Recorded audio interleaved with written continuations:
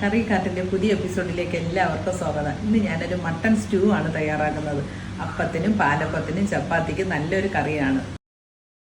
Mutton stew ഉണ്ടാക്കുന്നതിന് 1/2 kilo മട്ടനാണ് എടുത്തിട്ടുള്ളത്. അതിനകത്തോട്ട് ഒരു വലിയ പീസ് ഇഞ്ചി നീളത്തിൽ അരിഞ്ഞത് ഇട്ട് കൊടുക്കുക. 10 അല്ലി വെളുത്തുള്ളി, 8-10 പീസ് കുരുമുളക്, ഒരു വലിയ സവാള സ്ക്വയറായിട്ട് അരിഞ്ഞത് ഇട്ട് കൊടുക്കുക. ഒരു 15 ചെറിയ ഉള്ളി ഇട്ട് കൊടുക്കുക. ചെറിയ ഉള്ളി ഓപ്ഷണലാണ്, നമുക്ക് വേണമെങ്കിൽ ഇട്ടാൽ മതി. ചെറിയ ഉള്ളി ചേർക്കുന്നതാണ് ടേസ്റ്റ് കൂടുന്നത്. 5 പച്ചമുളക് 2ആയിട്ട് പിളർന്ന് അരിഞ്ഞതാണ്. ഒരു ചെറിയ പീസ് പട്ട, ഗ്രാമ്പു 5 എണ്ണം, തക്കോലം 1 എണ്ണം, 5 ഏലക്കായ, 1 ടീസ്പൂൺ ഉപ്പ്. ഇതെല്ലാം കൂടെ ചേർത്ത് നന്നായിട്ടൊന്ന് ഇളക്കി കൊടുക്കണം. മട്ടൺ സ്റ്റൂ ഉണ്ടാക്കുന്നതിന് നമുക്ക് ഒരു പാത്രം തന്നെ മതി. കുക്കറിൽ ഉണ്ടാക്കുന്നതാണ് ഏറ്റവും മട്ടനായതുകൊണ്ട് കുറച്ച് വേവുള്ളതാണ്. അപ്പം നമുക്ക് കുക്കറിലാകുമ്പോൾ നല്ല സോഫ്റ്റായിട്ട് എളുപ്പത്തിൽ വേവിച്ചെടുക്കാം. മട്ടൻ എടുക്കുമ്പോൾ ശ്രദ്ധിക്കേണ്ട കാര്യം, ഇളം മട്ടൺ നോക്കി എടുക്കണം. സ്റ്റൂവിന് എപ്പോഴും ഇളം മട്ടനാണ് നല്ലത്. 1 ടീസ്പൂൺ അളവിൽ വിനീഗർ ഒഴിച്ച് കൊടുക്കാം. വിനീഗർ ചേർക്കുമ്പോഴത്തേക്ക് മട്ടൺ നല്ല വെന്ത് സോഫ്റ്റ് ആവും. വിനീഗർ ഇല്ലെങ്കിൽ തൈരോ നാരങ്ങ നീരോ ചേർക്കാം. 1 കപ്പ് അളവിൽ വെള്ളം ഒഴിച്ചു കൊടുക്കാം. 4-5 വിസിൽ വരുന്നത് വരെ നമുക്ക് കുക്ക് ചെയ്തെടുക്കാം. 4 വിസിൽ വന്നതിന് ശേഷമാണ് ഞാൻ ഇത് തുറന്നത്. ഇനി നമുക്ക് ഇതിൻ്റെ കൂടെ 1 കപ്പ് തേങ്ങാപ്പാൽ കൂടി ഒഴിച്ചു കൊടുക്കാം.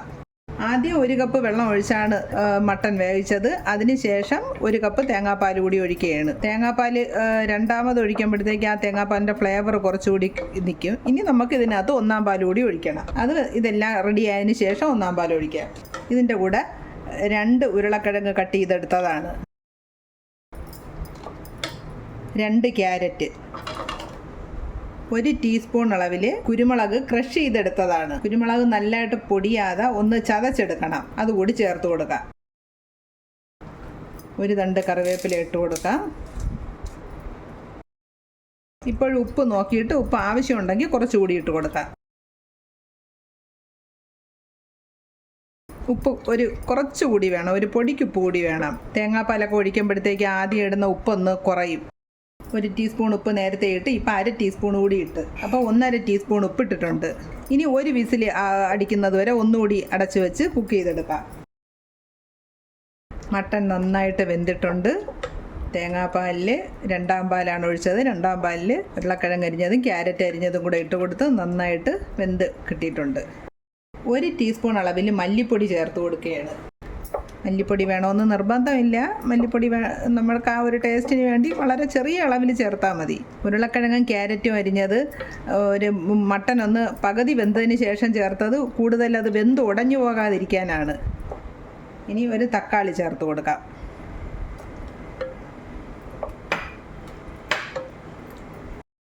മട്ടൺ നന്നായിട്ട് വെന്തിട്ടുണ്ട്.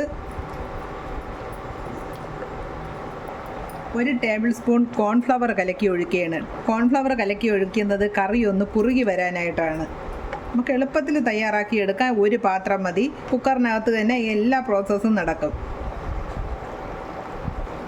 ഈ തിളച്ചുകൊണ്ടിരിക്കുന്ന കറിയിൽ 1 കപ്പ് 1-ാം പാൽ കൂടി ഒഴിച്ചു കൊടുക്കണം. 1-ാം പാൽ ഒഴിച്ചു കഴിഞ്ഞാൽ പിന്നെ കറി തിളയ്ക്കണ്ട. സ്റ്റൗ ഓഫാക്കാം. അത് ആ ചൂടിൽ തന്നെ ഒന്ന് 1 മിനിറ്റ് ഒന്ന് ഇളക്കി കൊടുത്താലും മതി. ഇനി നമുക്കൊന്ന് താളിച്ചൊഴിക്കാം. താളിച്ചൊഴിക്കാനായിട്ട് ഞാൻ ഇരുമ്പ് ചട്ടിയാണ് വെച്ചത്. 1 ടേബിൾ സ്പൂൺ അളവിൽ നെയ്യ് ഒഴിച്ച് താളിച്ചൊഴിക്കുന്നത്, വെളിച്ചെണ്ണയിൽ തന്നെ താളിച്ചൊഴിക്കുന്നതാണ് മട്ടൺ സ്റ്റൂവിന് ഏറ്റവും നല്ല ടേസ്റ്റ്. വെളിച്ചെണ്ണ അല്ലെങ്കിൽ നെയ്യിൽ താളിച്ചൊഴിക്കാം. ഞാനിപ്പോൾ നെയ്യിലാണ് താളിച്ചൊഴിക്കുന്നത്. നെയ്യിലാകുമ്പോൾ കുറച്ചുകൂടി ടേസ്റ്റ് ആയിരിക്കും. കുറച്ച് കടുക് ഇട്ട് കൊടുക്കാം. 2 ഉണക്കമുളക്, 2 ചെറിയ ഉള്ളി അരിഞ്ഞത് കൂടി ചേർത്ത് കൊടുക്കാം. ചെറിയ ഉള്ളി അരിഞ്ഞത് ചേർത്ത് കടുക് വറുക്കുമ്പോഴാണ് അതിൻ്റെ നല്ലൊരു ഫ്ലേവർ കിട്ടുന്നത്. കുറച്ച് കറിവേപ്പില കൂടി ഇട്ട് കൊടുക്കാം. പെരിഞ്ജീരകത്തിൻ്റെ ഫ്ലേവർ ഇഷ്ടമാണെങ്കിൽ കുറച്ച് പെരിഞ്ജീരകവും കൂടി ഇപ്പോൾ ഇട്ട് കൊടുക്കാം. ഇനി ഇത് മട്ടൺ സ്റ്റൂവിലോട്ട് ചേർത്ത് കൊടുക്കാം.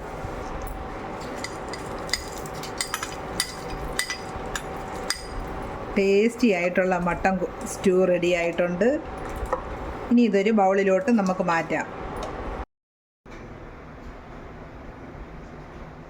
മട്ടൺ സ്റ്റൂ ഇവിടെ റെഡി ആയിട്ടുണ്ട്. നിങ്ങളുടെ വാല്യുബിൾ കമൻറ്റ്സ് ഞാൻ പ്രതീക്ഷിക്കുന്നു. പുതിയൊരു വീഡിയോയുമായിട്ട് അടുത്ത എപ്പിസോഡിൽ കാണാം. താങ്ക്